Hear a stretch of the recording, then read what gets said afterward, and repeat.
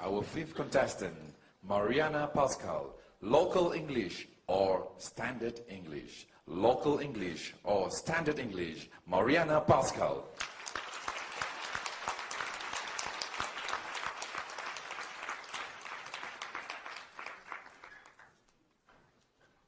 Well, many years ago, my daughter, who is half Chinese, attended a local kindergarten in Johor Bahru. And I remember one day I went to pick her up, and she came running up to me, and she said, "Mommy, what's this?" I said, "I don't know, ask your teacher." She turned and she said, "Teacher, this what, ah?" I said, "What did you say?" She said, "Oh, Mommy, that's Malaysian English." My fellow Toastmasters, we hear a lot these days about local varieties of English. Should we embrace them as a part of the culture? Or should we eliminate them and replace them with standard English? What do you think? Embrace or replace? Yes, I love the local English here. It is the most colorful English in the world. I especially love your crazy two-word phrases. Where, got. Also can. See first. See how. It's so unique. And frankly speaking, I do not think that it is possible to eliminate local English because linguistic habits are very difficult to break. Am I right? Yes. Now, throughout my entire marriage, my Chinese husband has been saying, "Get down from the car." And I've been saying, "Honey, we're not on the car, so we can't get down. We're in the car, we get out." And he says, "Oh, okay, get down." Can't change. In fact, I was in a taxi the other day, and the taxi driver said to me, "Okay, miss, you get down here, huh?" I said, No. You get out here." He said, "It's my taxi, you get out." I think the important thing is that whatever English we speak, Malaysian English, Canadian English, Indonesian English, Bruneian English, that these days we be understood by people from other cultures. Am I right? Yes. I have to tell you, sometimes your local English is a little bit difficult for foreigners to understand.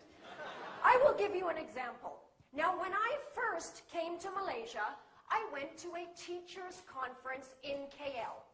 And at the end of the day, I said to a local teacher, I said, "Excuse me, I'd like to go back to the hotel now.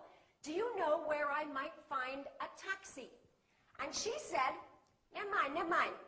You follow me." I said, "Well, I don't have a car, so I can't follow you. Do you know where I can find a taxi?" She said, never mind, you follow me." I said to my friend, "She wants me to follow her. Should I run behind her car?" You see, it would have been helpful if she had used a more standard phrase like, "I'll give you a ride."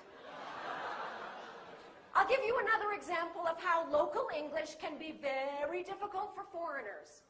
Now, my British friend Jolene came to Malaysia to work in a restaurant. And on her very first day, the manager asked her to make fruit juice. So he gave her some fruit, and he gave her a blender. And he said, "You put in fruit after you switch on."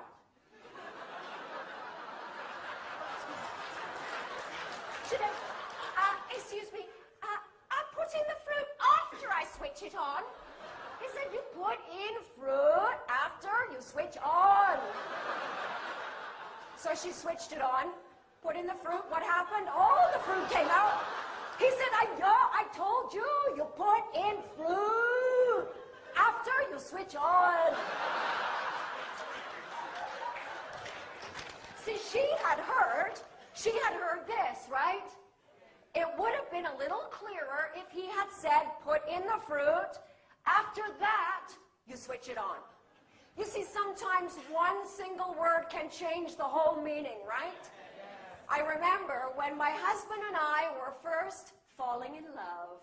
I remember this one evening that was so romantic. Now, my husband's English was not very good at that time. And this was the night he was going to propose. We were dancing. It was so romantic. We just looked at each other. And he said in the most gentle voice,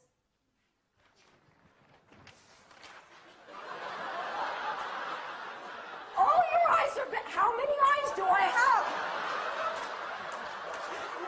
I felt like an alien. It was not romantic. There was no proposal that night. Now, sometimes one single letter can change the entire meaning of what you're trying to say, right? My 17-year-old student, Chai Shen, had just come back from England. And she said to me, "Teacher, in England, many people very stupid." I said, "What do you mean?" She said, "I fly to London. My skin very dry.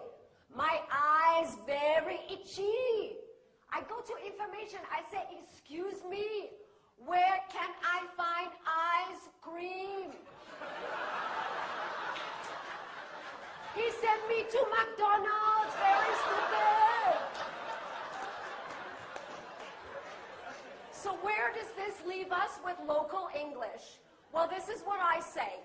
Yes, we need standard English because we must be able to communicate with people from other cultures.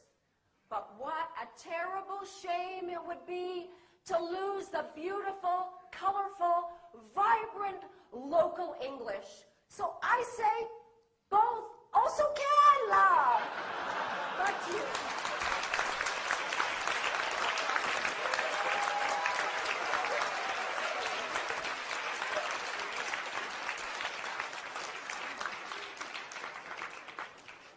Please observe 1 minute.